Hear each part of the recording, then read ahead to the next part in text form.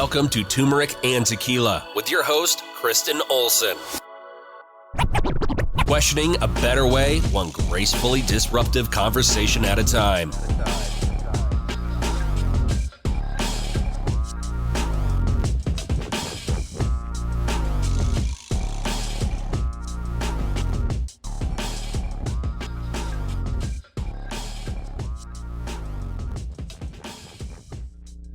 Welcome to Turmeric and Tequila. I'm so excited to be with you here today. This is an impromptu cast, and I'm going to tell you why in a couple seconds. But first things first, let's give a little love to our title sponsor, Lux Neuro, offering neurofeedback and counseling where your heart and mind align. For more information about neurofeedback and what it can do for you, listen to the neurofeedback stories of transformation in the middle of this podcast. Neurofeedback can effectively treat everything from insomnia, anxiety, depression, trauma, ADHD, and much more.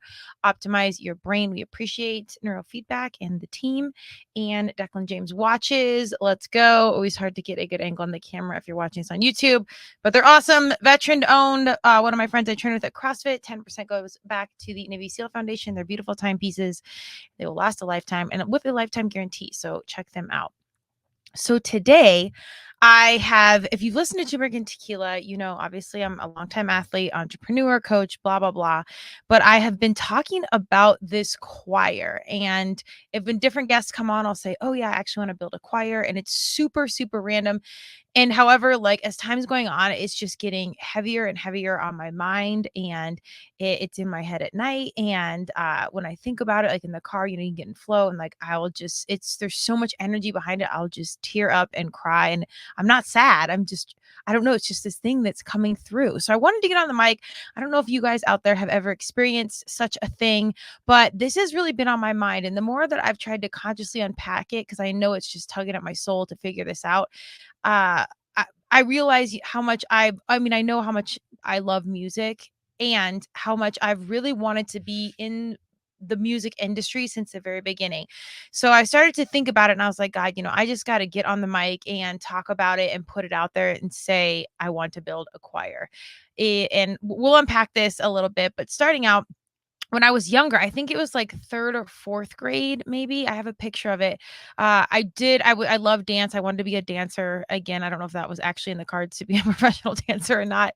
Thank goodness athletics took over.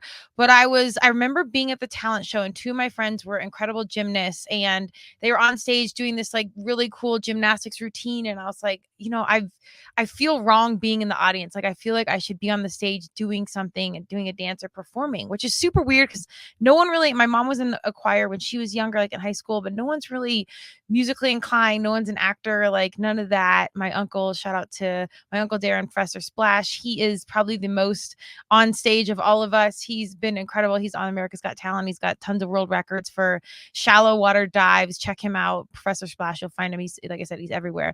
He's probably the most theatrical out of us, but it's not, I couldn't say it's really in the blood. So it's bizarre that this is out there. My whole family does love music. So when I was in, you know, I think it was third or fourth grade, I remember seeing the audience being like, next year I definitely want to be on the stage. So I took dance lessons by myself. One year I did it with my friend, and we did the talent show, and our tape, it was Everybody Dance Now, stopped, like literally the cassette tape, that's how old I am, stopped, and we just stood there on stage and froze, and then it like picked back up. I think the literal piece of tape got caught up or something. It's so hilarious. This was the thing. Anyways, I was like devastated. It was the biggest deal. Like our performance, like I think we finished it, and that was the whole thing. And then the next year I did it by myself. I'm pretty sure it might be flat, but I'm pretty sure the second year I just did it by myself, and I danced to Paula Abdul's Forever Your Girl. And it was just me doing a dance by myself for the talent show in the school, which is kind of bizarre. Like I think back to my young self, and I always say to my guests, like, how are you as a young person? I kind of forgot about some of these things. I haven't even checked in enough and like really dug deep on like what I was doing as a kid. Obviously sports and the you know, the obvious answers were there, but when I really thought about it, I'm like, I think I did kind of always want to be on stage. If you know me, you're probably thinking like, girl, you always think you're on stage. In some capacity, my personality does present as such, but again, the theater, acting, like dancing, that was not really a clear view, at least maybe in my consciousness. So I did that, and I remember really loving it. And dance, I had some competitive dance friends, and it was like 5 days a week, and it was this whole thing. I just didn't have that. My family we did stuff, like, we went water skiing, and we had, like, family things going on, so that wasn't really an option. But down the road, I was thinking, even in college, like, I loved music, or growing up, even before college, we would have, like, these 2-hour drives to the lake. It was like this lake where a group of humans went there and, like, owned part of it, and everybody was like a competitive water skier. I don't know if they still do this kind of thing to this day, but long story short, there's not a ton of lakes or private lakes that you can go on where it's just you and one boat at a time, so the water's not super choppy. If you're a competitive water skier, you know what I'm talking about. And if you're not, it's not super relevant. But long story short, we'd have this long drive because my family's big into water skiing and whatnot. Everybody competed, etc. I actually won a tournament one time. We'll unpack that on a different podcast. And we'd have these long drives. So we would all have, like, all of our batteries and, like, our Walkman, and then eventually our Discman, and, like, a bag of batteries. It was so funny. And we would just listen to our music back and forth. And my first tape was Salt and Peppa, Black's Magic. And I knew every word, every song, side A, side B, secret songs, like, the whole thing. And it was so cool that in my ear early on were, like, strong women talking about express yourself, and let's talk about sex, and, like, all these, like, really aggressive messages. I probably wasn't over, like, 11 or 12. And the music to me was just an outlet, and I was just in my own zone. We were in my headphones. So I remember listening to, like, Michael Jackson, Will You Be There, and just, like, the choir part and tearing up. And I don't know, there was just something that hit my soul early on. And I had this concentrated time every weekend, and probably outside of that as well, where you're just sitting there listening to music in your own world. So fast forward, through college and everything, like, I don't know that I realized how much I leaned back into music at different times as a support system, as a friend, as something and someone to relate to, and a voice to be heard, and someone probably relating emotions at the time I did not have the capacity to say, but no. And I know that I'm not the only one in that. That's why music is so incredible. I would always say, athletics, like the Olympics, and food and drink and all these things, are such great unifiers, and the magic of all those things that brings it together. I think music is the absolute number one thing that can transcend all barriers and really ignite unity in a different way and into a different depth. So, again, not this language back in the day. I didn't realize how important it was. And then fast forward, obviously played lacrosse in college, and then CrossFit took over. So fitness was kind of always the main North Star. But as I thought back to my college years, I met a guy that was working for a label. I was still into music then, and, like, I was thinking, like, what do I want to do after college? And the 9 to 5 thing wasn't really appealing. And this was, like, before I was really contemplating starting a business, or maybe I was going to do it alongside. I don't really remember. But before I graduated, I did 2 internships, one with Outlook Music. I don't even know if they're still around in downtown Denver. It was a football Bronco players label, super small, and they had offices downtown right off Broadway. I don't even think those offices exist anymore. And they had some local artists, and they did some cool initiatives. They had, like, a compilation album that they did with Red Rocks, and, like, U2 was on it. So there was, like, some big moves for Denver, Colorado, which, at the time really wasn't a big music city, and still kind of isn't. We're thriving. We're making moves, but it's just not like a New York or LA. And I hope we stay the way we are. And the scene continues to grow. And I hope Turmeric and Tequila continues to unite some of our creatives, myself included. And I was just trying to, like, get in the flow. And then I interned at House of Blues. It was pretty quick. I was pretty busy that summer. I was doing CRS lacrosse and training in Vail and whatnot, and had adult teams competing. So I dabbled in it, and the more I got into it, something in it just didn't align. And when I was graduating college, I met this guy that was in the music industry, and I can't remember, he had an emerging artist who gave me a bunch of CDs, and I remember bringing him to practice, asking my teammates, I'm like, what do you think? This guy wants feedback. I can't remember if he was a label owner or he was like A&R, which A&R, I think it's artist and repertoire. I'm not even sure. A&R doesn't really even exist anymore. The music industry has changed so much. But my senior, I remember really digging in and, like, just taking my own notes of, like, I think it was Bertelman's group that was out in UK, and it was overseas, and they owned, like, Arista Records, which was, like, Whitney's label, or I'm probably mixing these up, but it was all these conglomerates that now are, like, Live Nation and everything else. And I was just learning the business, and I was trying to take notes of who was where. I think when my friend Paul and I went to go see Whitney Houston in New York, we went to the headquarters of Arista Records and just stood outside like total weirdos. And even to this day, I can't fully remember this. I'll have to ask Paula, or if maybe I just, like, dreamt this. I don't know. It's you're getting up there when you're not sure what part is reality and what part is, like, literal dreaming. which is probably honestly not the worst thing.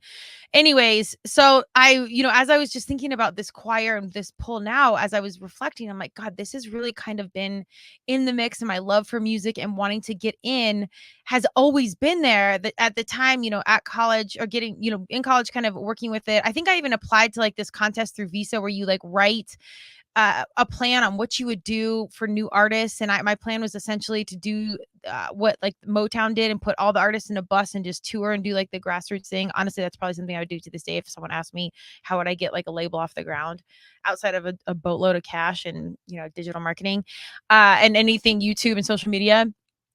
That was what I submitted. I can't remember what that. Long story short, I think it's super interesting to reflect and see like, dang, I was like actually a student of the game. I was a better student of trying to figure out the music business and how to get into it than I was of my actual college. And then when I did the internships and everything, the more I got in the community, I'm like, it's something's just out of alignment. And it wasn't even that it was bad.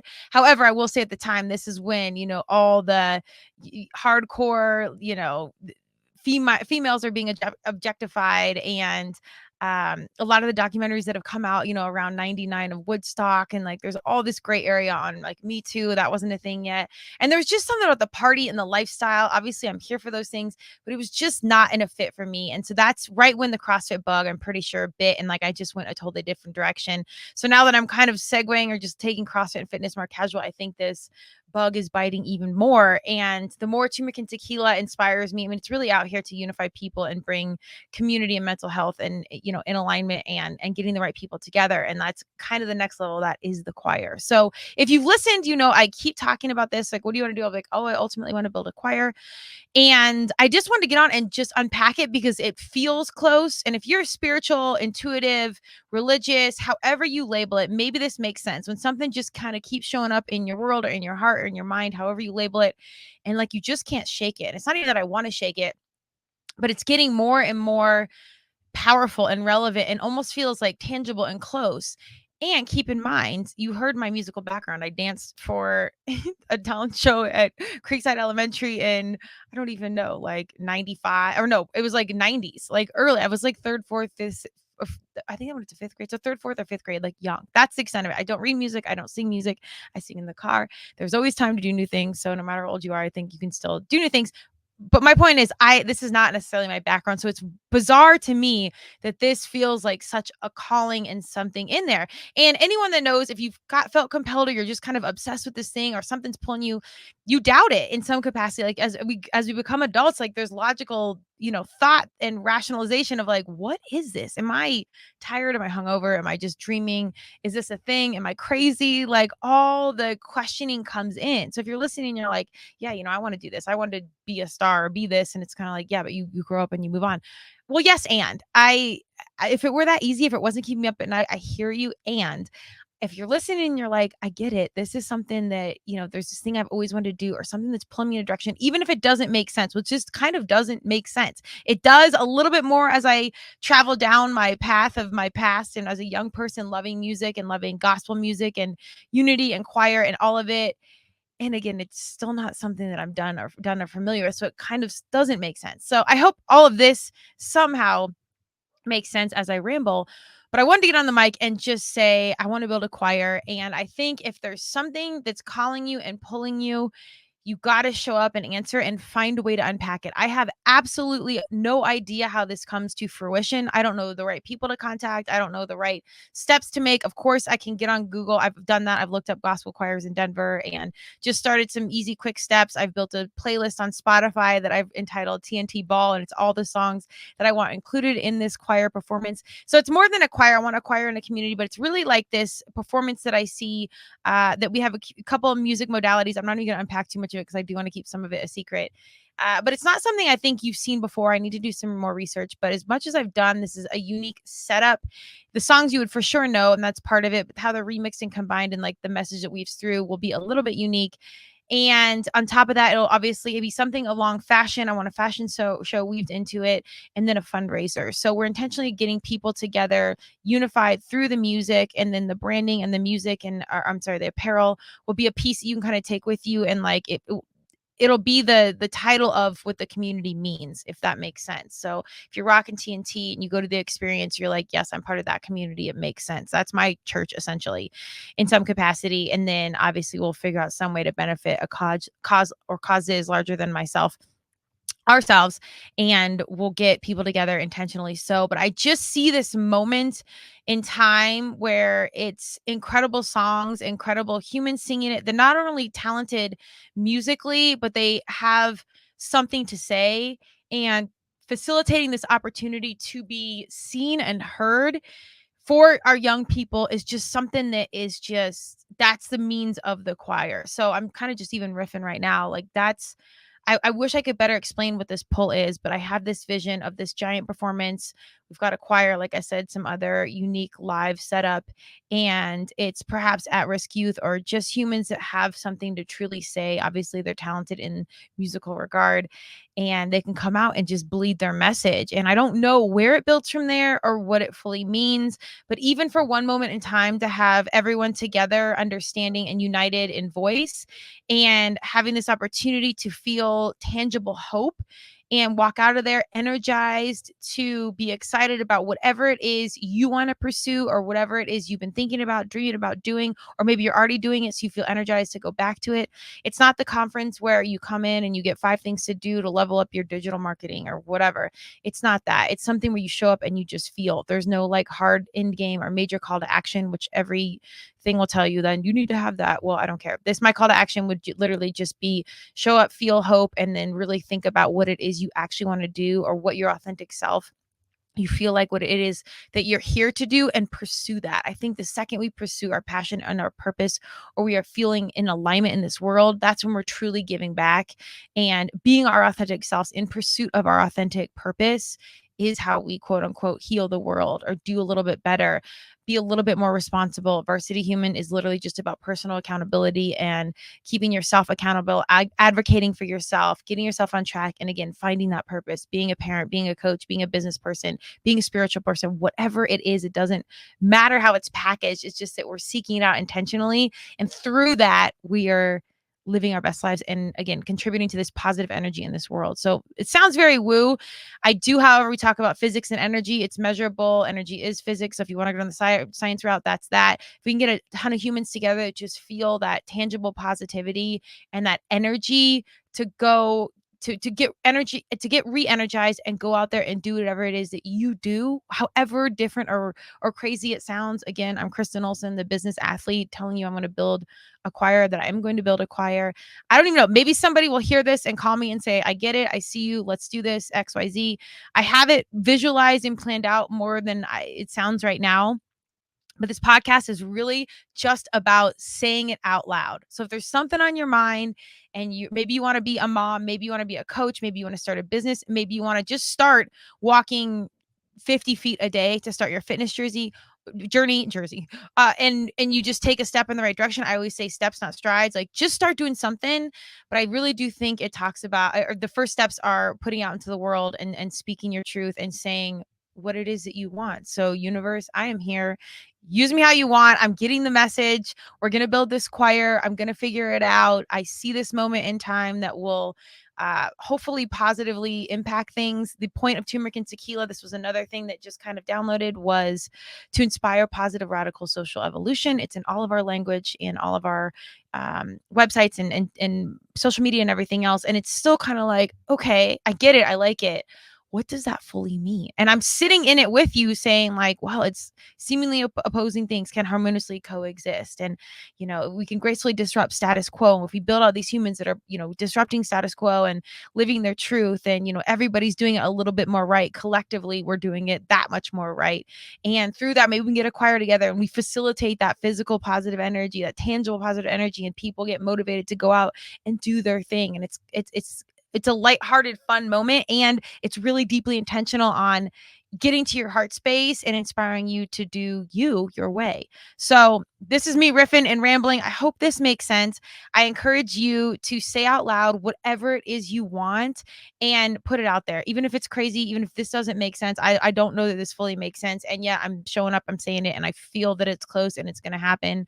And we'll see what actually manifests. The other part of this that I would say is have your vision, pursue it intentionally, pursue a path that is just worthy of your time and energy, and let go just enough, because oftentimes / always, if you let go just enough, just keep showing up, but you kind of just let God, universe, Madonna take over, I think the vision, the goal, the dream, the pull will be even bigger and better than whatever it is you're imagining.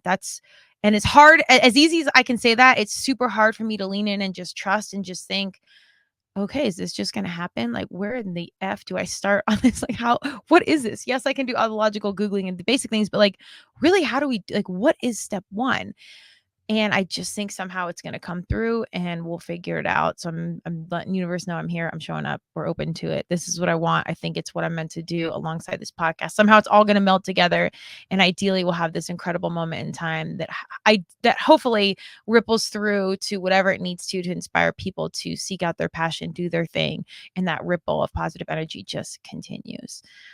Maybe spirit took over today. I don't know. I hope this makes sense. We're putting it out there at minimum. If you've listened to all this and you're thinking WTF, I'm with you. We're figuring it out, but just put out to the universe what you want and then let go just enough to let it happen and unfold in an even bigger fashion than you imagined. That's all I got for you today. I'm going to give a thank you to our sponsors. Thank you, Lux Neuro, Neurofeedback and Counseling. Lux Neuro wants to meet you. If you are ready to transform your life, visit them at luxneuro.com to schedule a consultation.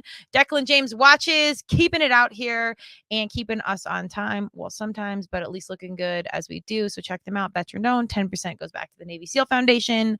We're out here doing big dreams. If you are a singer, if you're local in Denver, you have choir experience, some of this resonates with you. I've got the vision. I've got the idea. I know how I want to direct it, and I still need all the pieces. So I am open to building the team, any opportunity. If it speaks to you, reach out to me. I'm accessible.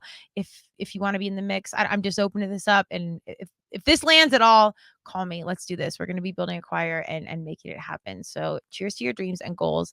Answer the call and feel the pull. Don't be afraid of chasing the dream, even if you can't figure out the dream, and keep showing up to just do what we got to do. And most importantly, enjoy this ride.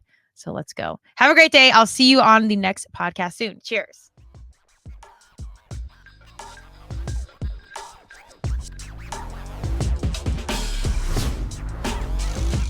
Thank you for joining Turmeric and Tequila with your host, Kristen Olson. Tune in next time, and don't forget to subscribe on Apple, Google Podcasts, Spotify, or wherever you listen.